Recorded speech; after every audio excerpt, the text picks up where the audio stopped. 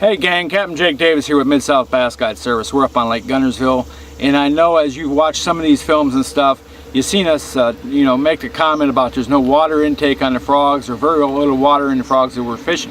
Let me show you why. One of the reasons is when we went through the development and research with Cliff Dawson and some of the guys and Trevor Fitzgerald, one of the FLW guys down in Florida, we all got sitting down with different frogs and we said, what is our big beef it here?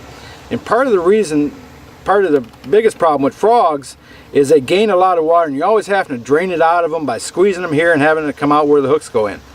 The reason why Pro Z frogs gain very, very little water, they'll do it when they get hit, simply because it gets mashed down and it sucks the water back up.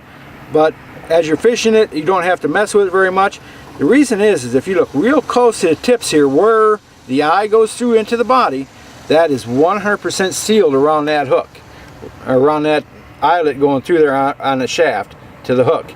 And then Cliff in the gang here, we've kept this hole down here where the hooks go through extremely tight to the hook shank right there, and everything else is sealed and glued in here.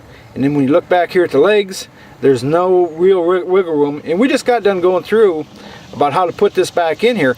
The reason why you have to shove it back in with a Pro Z frog is because that is designed to be nice and tight. There's no slop to it and no issues.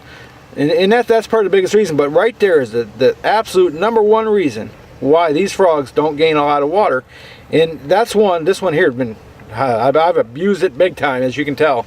New, old, and it still doesn't gain hardly any water, and it's still tight to that shank of that eyelet.